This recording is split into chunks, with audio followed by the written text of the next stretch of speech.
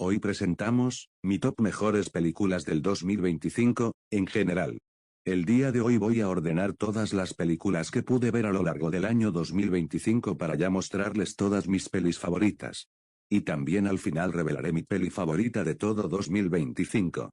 Pero antes de comenzar lo primero voy a mencionar las otras 10 películas que lastimosamente no entraron a mi gran top.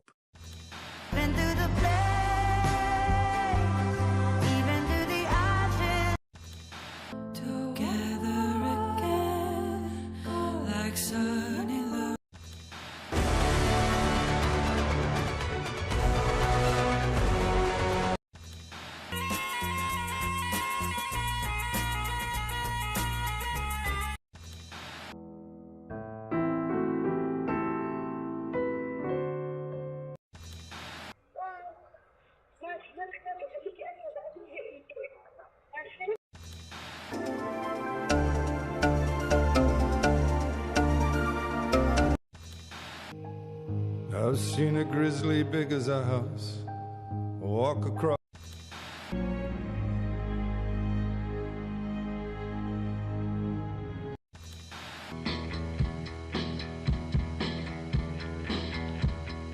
Ahora como termine mis menciones, ahora sí gente prepárense para mi top 10, también estén atentos con todo mis humildes opiniones en cada peli, y sin nada más que decir. Comencemos.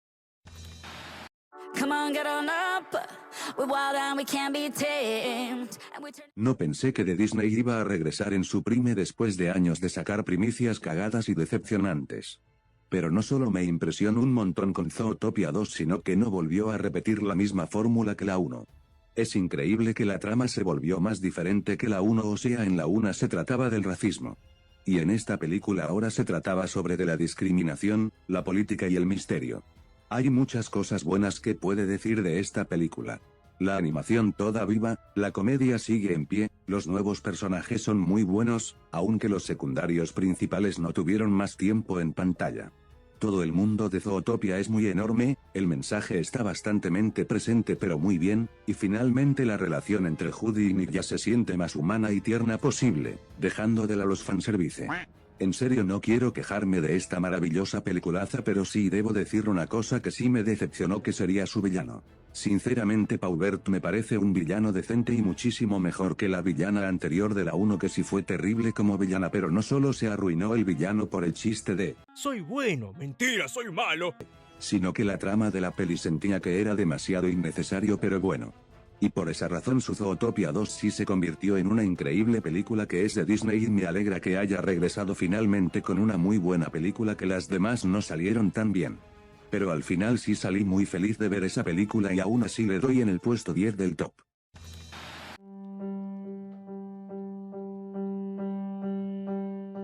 Lo siento Paul Thomas Anderson, pero tu película, aunque todos digan que la coincidieran como la mejor de todo el 2025, para mí no lo es.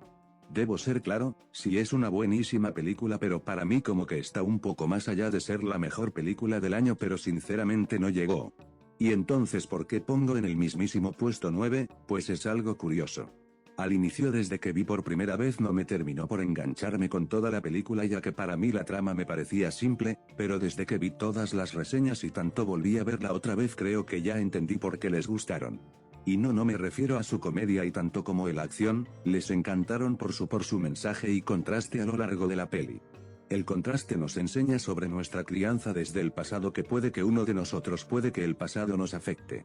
Y cuanto el mensaje también nos señala sobre la política, la libertad, el coraje y la protección de nuestros seres queridos, aunque hicieron problemas en el pasado también tienen que superar. Y si quiero darle más puntos a toda la producción del proyecto, creo que diría que hay varias cosas que destacan.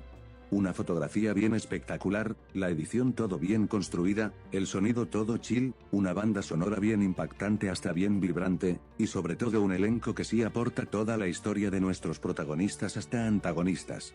Y si quiero mencionar a nuestros protagonistas, creo que diría que Willa es la más destacable debajo de Bob, porque ella tiene muchísimas cualidades, porque lo vuelve una persona muy importante sobre ser la hija de una revolucionaria entre un militar.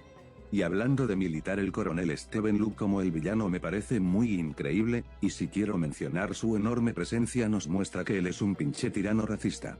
En cuanto junto con sus motivaciones sobre de asesinar a su propia hija para que no interponga en su camino me parece re brutal y sobre todo su muerte me parece muy intenso. Entonces si tanto esa película sí le coincida como una de las mejores y tanto como su película favorita entonces ¿por qué lo dejo en un puesto tan bajo? Bueno hay otras dicen que lo coincidan como a la mejor y otros no y yo digo que sí es buenísima pero le faltó algo más. Si quiero reseñar algo de la peli es que me hubiera gustado si el elenco secundario fueran más constante para que no fueran tan desaprovechados pero no puedo culpar a esa peli porque proviene de una adaptación así que, no pasa nada. Y cuanto de duración de la película me parece muy larga comparando que dura más de 2 horas con 50 minutos pues la peli ya hubiera quedado más larguísimo para que fuera tan necesario pero ¿a quién engaño? ¡No van a fumar!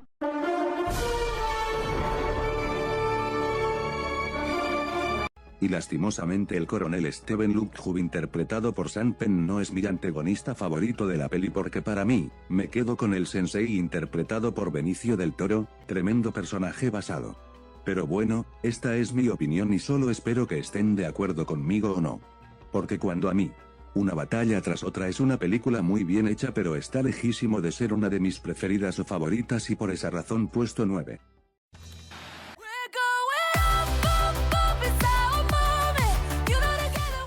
Sí, aquí viene una funa, para mí personalmente la Sky Pop Demon Hunters no es mi película favorita de animación del 2025 pero sí diría que lo incluiría como una de las mejores de 2025.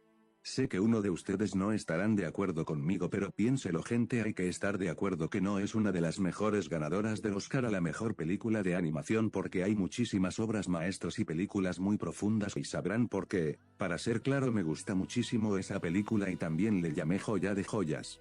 La historia se trata de unas idols estando dispuestas a salvar al mundo contra los demonios que siempre estuvieron castrando y robando almas para su líder Gilmar.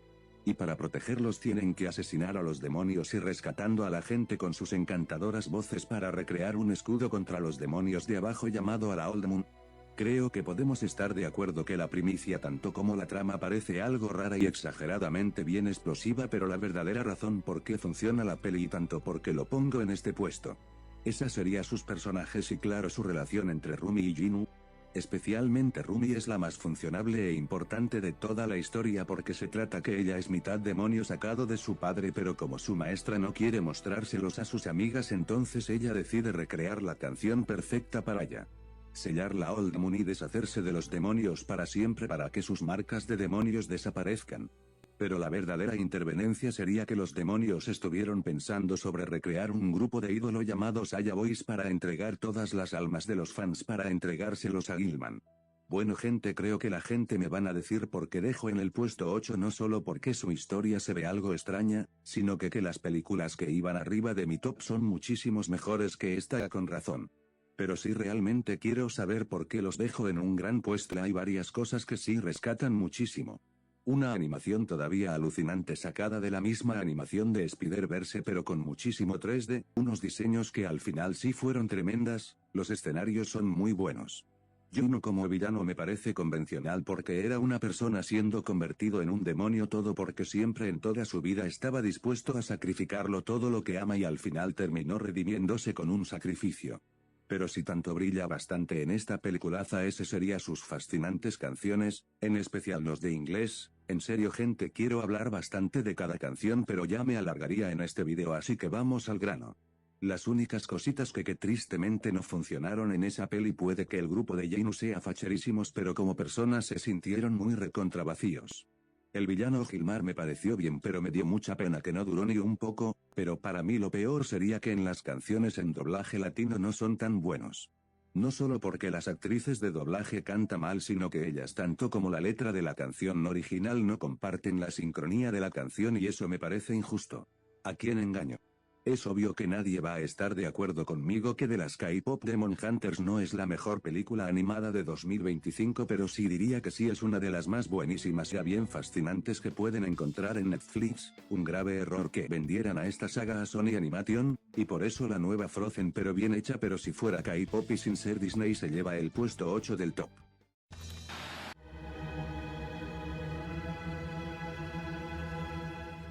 Me parece muy curioso que después de terminar viendo la última película de Yorgos, o sea Four Things, me iba a darme más impacto real después de viendo su nueva película Bugonia. Solo puedo decir que esta película está más extraña que al final me traumó y entendible con su mensaje. Bugonia se ha convertido una de las películas más raras que he visto en mi vida, y ojito que Yorgos siempre crea películas bien raras. Pero si tengo que responderle a su nuevo proyecto diría que, me dejaste tieso. La historia va de dos primos cuestionándose y planeando de secuestrar a la señorita Michelle, una jefa de una compañía sabiendo que en realidad ¡es un alien! Así que terminan secuestrándola, derrapándola, cumiándola de crema y atándola para saber si en realidad ella es... ¡Un alien! No puedo con la parte de bellota, sí que me da risa. Y la verdadera respuesta es... Y créeme gente, pensé que iba a ser de comedia o a lo random, pero después de viendo toda la parte final ahí sí que me dejó sin palabras, y no lo digo por broma. No pensé que Yorgos crearía una de las cosas más raramente sádicas que nos ofreció en este año y la verdad no solo me acaba de sorprenderme sino que me hizo sentir impacto real. Créeme, que quiero contarles sobre la conclusión de la historia pero igual forma me alargaría y si quieren saber más de la peli se las recomiendo a ustedes, créeme que valdrá la pena. Esta historia no solo me dejó traumado sino que pude entender el mensaje, y no sé ustedes, pero para mí ese clase de mensajes me hace preguntar, ¿siempre fuimos un cáncer para nuestro mundo, o siempre fuimos los verdaderos monstruos? Y para solicitarme las cosas más increíbles que Yorgos acaba de crear sería su grandiosa fotografía, una edición toda bien preocupante, un peinado y maquillaje bien realizada, antes de que se viene lo fumado, una banda sonora más frenética y nerviosamente posible. Pero en realidad quien se roba todo el show esa sería su protagonista. Y sí, puede que Michelle interpretada por Emma Stone sea la más importante pero para mí quien se lleva la historia tanto como mi gran atención ese sería Teddy interpretado por Jesse Plemons. No puedo gente en serio qué increíble actuación que se mandó este cabrón, en serio ¿por qué no lo nominaron al Oscar? Y ya para irnos al siguiente puesto, hay algo que si no me he dado cuenta, cuando vi su adaptación de esta primicia decía que proveía de una peli, así que me fui a buscarlo y sí en realidad su película original era coreana. Y vaya, estuve viendo un video sobre de quién tiene mejor adaptación y resulta que la obra de Yorgos es la mejor que la original y yo digo que sí. Felicidades Bugonia, así que mejoraste bastante con la adaptación y tanto como una excelente película de ciencia ficción y bien rarísima, así que te corono con el puesto 7, sinceramente Yorgos, aún lo tiene.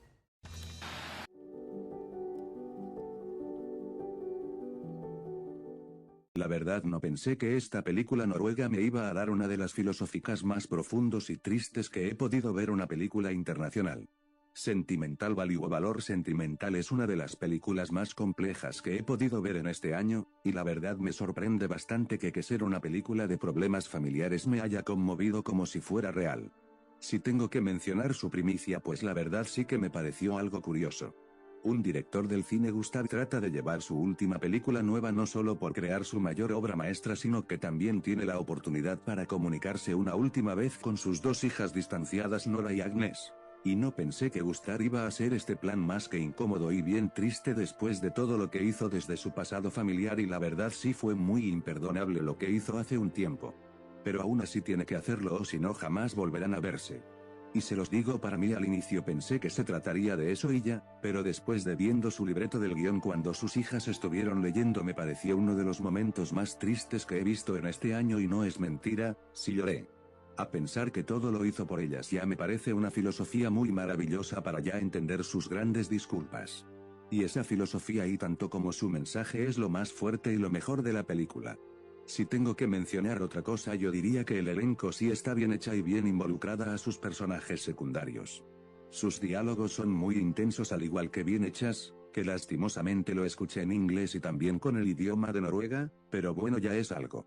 Para mí las actuaciones de nuestros protagonistas hasta su antagonista me parece geniales, las dos hermanas Nora y Agnes me parecen muy maravillosas porque igual forma sí me di cuenta que ellas sí fueron bien afectadas por la aparición de su padre. Y hablando de su padre el director Gustav me parece un gran personaje aunque le tuvo muy difícil con sus hijas y sobre todo sus problemas me parece muy triste y realista. Y faltándome a su antagonista la actriz Rachel que Gustav lo contrató me parece sumamente genial a pesar que ella solo está involucrada por ser su actriz de su peli, pero al final sí fue destacable en esta historia familiar.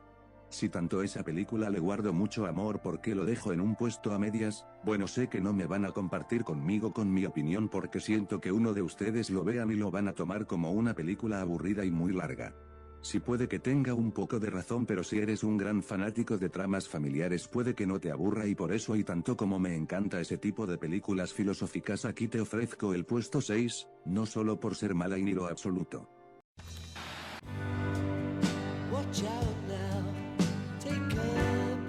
Les voy a hacer sincero, para mí nunca fui demasiado fan del terror, no solo por ser aterradoras, sino que pienso y siento que las tramas y tanto como los personajes me iban a parecer demasiado genéricos. Pero en cambio The Weapons, no se queda atrás. Me llamó la atención por su temática y su misterio, tratándose sobre unos niños corriendo hacia él de la nada en la hora 2:17 sin saber nada. Pero lo que no me esperaba demasiado serían sus personajes, que la verdad sí funcionaron en la trama original. Justin, una maestra que asustadamente se preocupa por la desaparición de sus alumnos excepto uno, igual forma también se preocupa por su único alumno que lastimosamente no quiere hablar. Luego pasamos a otro personaje, Archer, un padre que se preocupa bastante a su hijo desaparecido y obsesionado a buscarlo en toda costa. Posible que la trama agarre personajes que no son destacables en toda la película como Paul y James, y por otro lado hubo un personaje que sí estuvo bastante en la conspiración, que sería Marcus, y importantemente a Alex, el último alumno que quedaba. Me impacta un montón que esa película agarre esta temática muy turbia que en el fondo uno puede comparar, que nos enseñe sobre la perdición y el miedo. Y eso me encantó de la peli, pero no faltó más. También le doy un mirito a una fotografía bien balanceada, la edición también funciona, al igual que su banda sonora y claro su soundtrack. Pero lo que sí me llevó bastante esa sería su guión y su espantoso peinado de maquillaje. Aún así suena que la película se excusa buenísima, pero la verdadera respuesta de la peli, y sobre todo, porque a todos y tanto como yo lo coincidamos como una de nuestras favoritas, esa sin duda su aterradora antagonista. Y sí, gente, la tía Gladys no solo es la mejor personaje de la peli, sino que es lo mejor de la peli, una vieja que vino a la casa de Alex para quedarse unos días. Pero la verdadera respuesta por qué está ahí es que necesita encantar a toda la gente con su magia malvada para que rejuvenezca, porque ella no tiene mucho tiempo. Sinceramente me suena a otra vieja que también aplicaría la técnica. Y ahí está la verdadera razón por qué todos los niños fueron desaparecidos, y claro, embrujando al pobre de Marcus para asesinar a Justin. Si tengo que decir sobre lo que me marcó de la peli, trágicamente me quedo con su final impactante.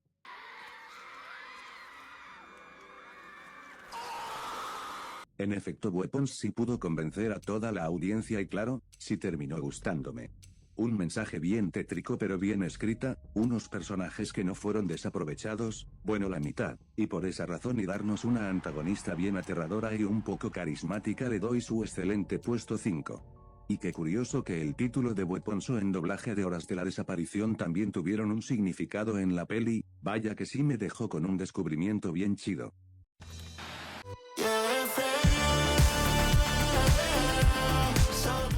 Es algo muy curiosito que literalmente una película de Fórmula 1 me haya encantado si fuera como un fanático de deportes.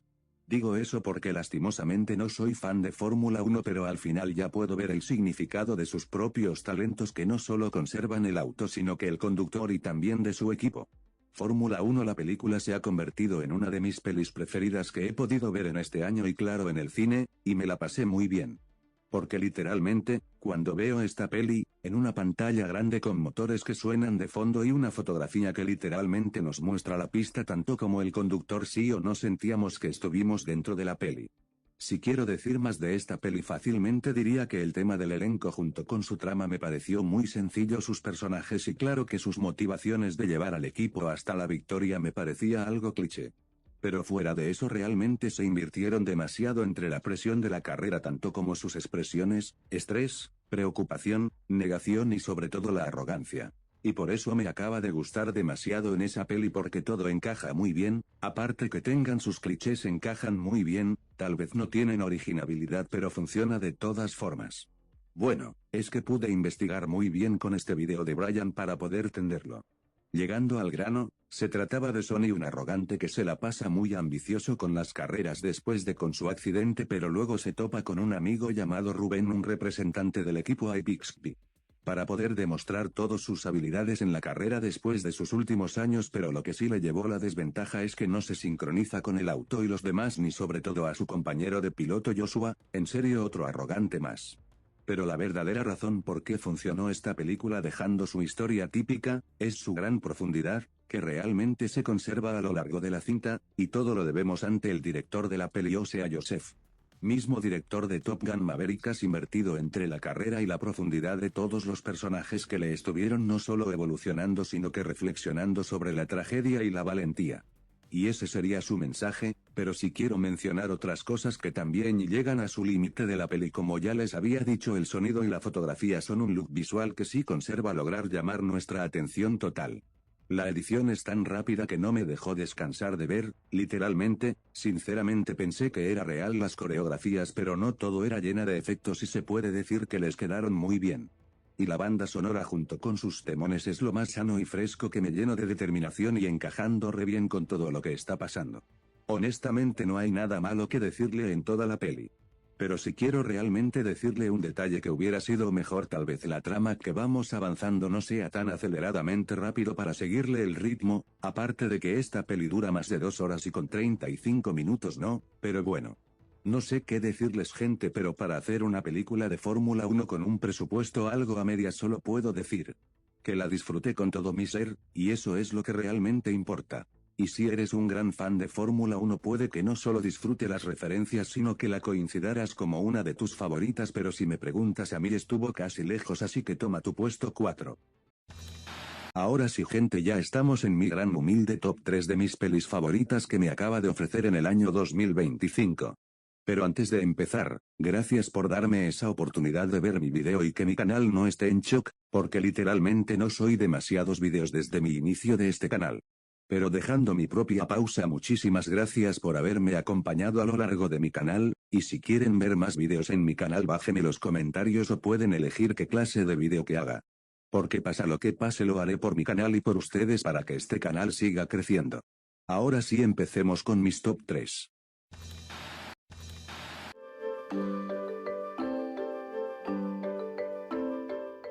Dígame lo que quieran, pero con respecto a esta peli sí que me cambió mi vida, bueno no tanto pero sí lo aprecio muchísimo.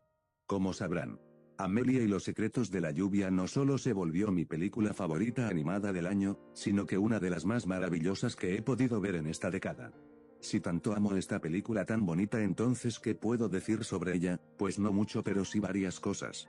Trata sobre de una niñita bélgica junto con su familia viéndose en Japón en casi de la mitad de la guerra mundial para poder vivir.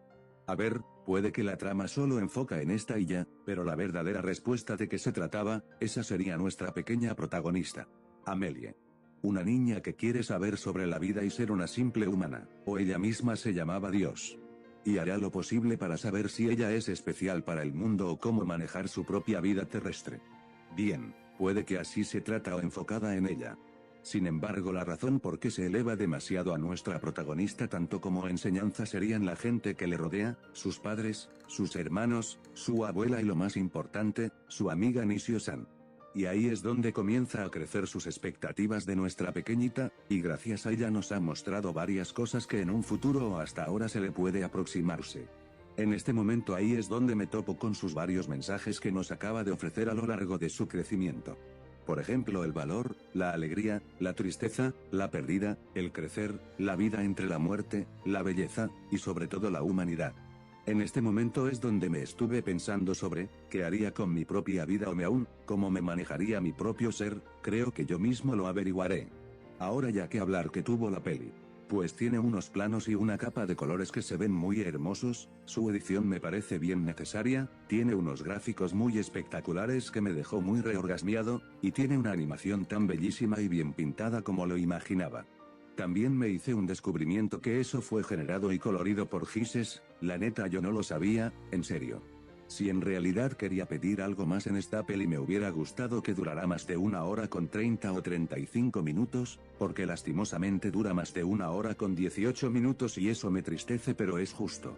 Digo justo porque la verdad no hay que explotar demasiado a nuestros animadores al igual que su trama, así que, no pasa nada. Sé que nadie me va a compartir con mi humilde opinión, pero para mí, Amelia y los secretos de la lluvia lo corono como mi película favorita animada del 2025 y una de mis favoritas. Quisiera subirlo aún más, pero las dos que están arriba son 1000 veces mejores, entonces te ofrezco tu gran merecedor puesto 3, y una enorme alegría que pude ver esta pequeña obra de arte en cines.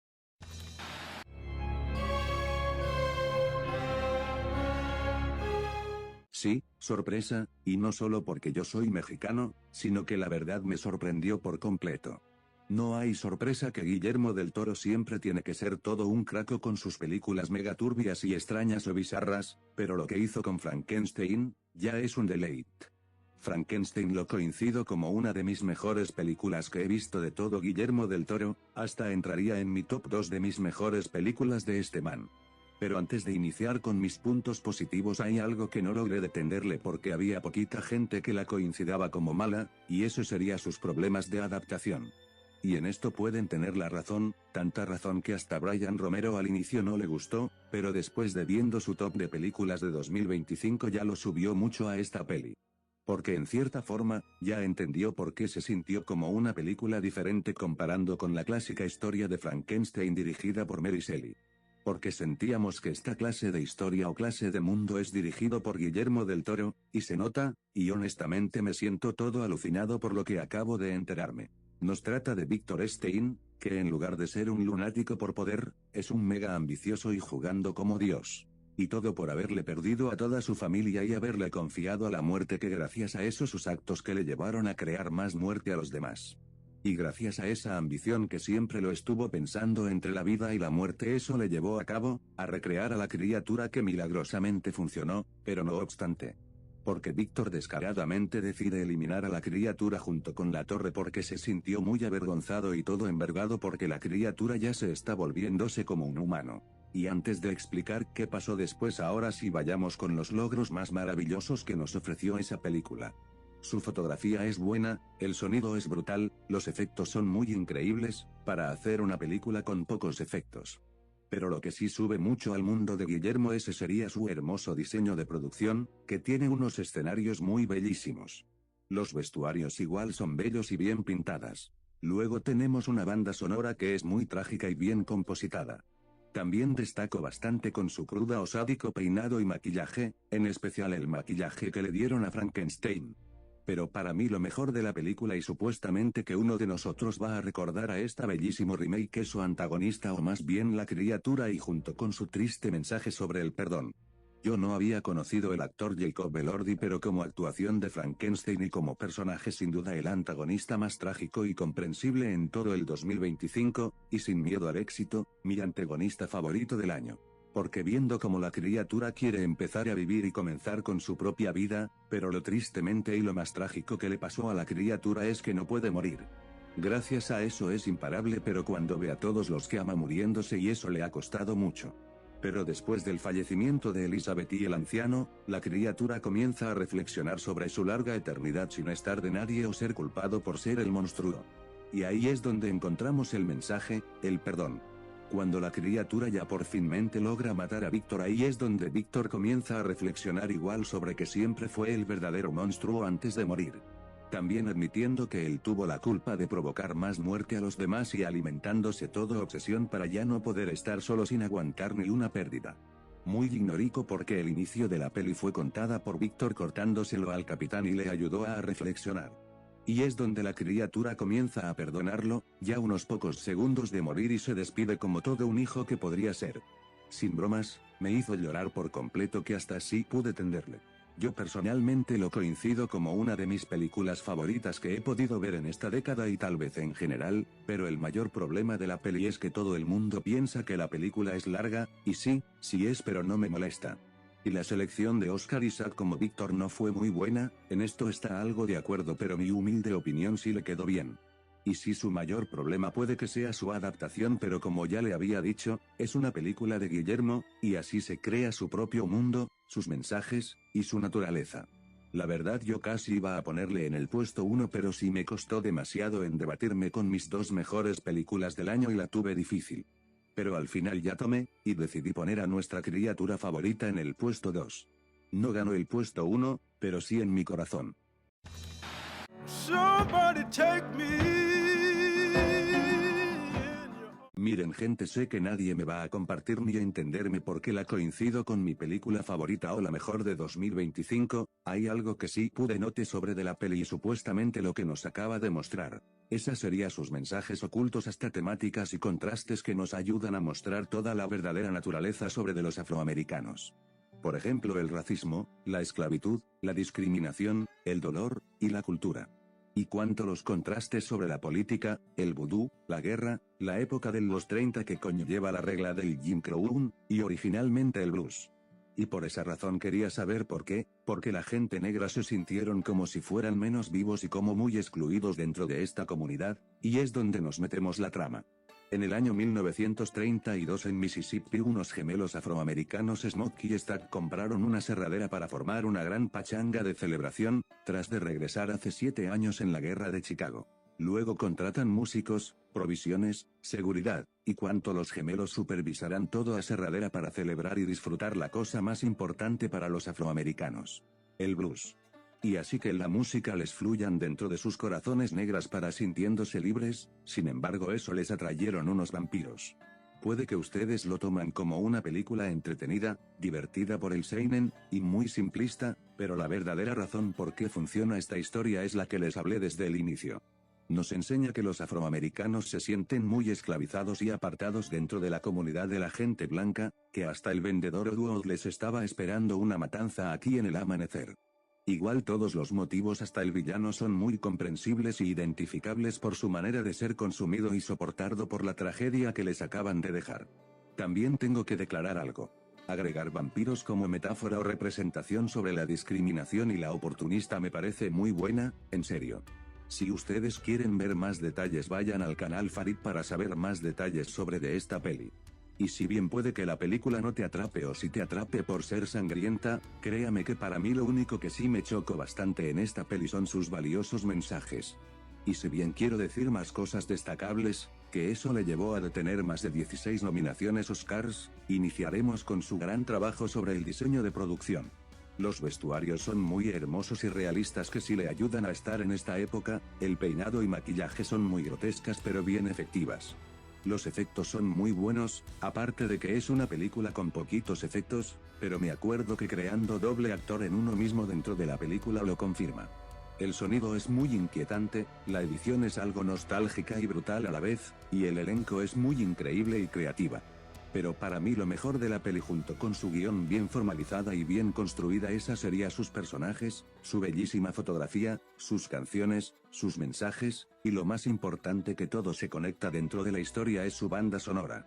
Puede que Smokey y Stack sean diferentes pero si pongamos a pensar ellos sí quisieron el uno a otro después de haberle liberado de casi matarlo cuando se volvió vampiro. Sammy fue muy identificable por elegir su propio camino, que lastimosamente tenía que desobedecer a su propio padre. Delta fue igual que comprensible por sus actos que hasta se sacrificó de la forma más macha posible. Annie también fue muy clara con Smokey sobre la importancia de ser muy amada y por lealtad, hasta que ella misma quería morir para ver a su bebé difunta en lugar de ser un vampiro. Si quiero mencionar a sus personajes secundarios me parecieron bien convincentes para la trama y generar más conceptos en cada personaje, sí que lo entiendes. Y cuanto al remake, sí lució muy re bien como villano y como una gran representación sobre de ser un oportunista como que ya les había dicho, porque hay que estar de acuerdo que sus motivos son muy necesarios para nuestros protagonistas. Aunque ese tiene que ocurrir el mal, y gracias a eso le llevó a la masacre a la fuerza sí que los niega, hasta que termina siendo derrotado y muerto. Veredicto final. Sinners lo corono como mi película favorita y la mejor película que he podido ver durante 2025, y si quieren saber cuál es su película favorita bájenme abajo en los comentarios cuál fue su peli preferida que les marcó en este año. Gracias Ryan Coogler por ofrecerme tu mejor proyecto que nos acabas de dar en ese año, y también les tengo que felicitar a todas las películas que también lucieron muy bien en este año, bueno casi la mayoría. Y por esa razón puesto 1, más que merecido, y felicidades.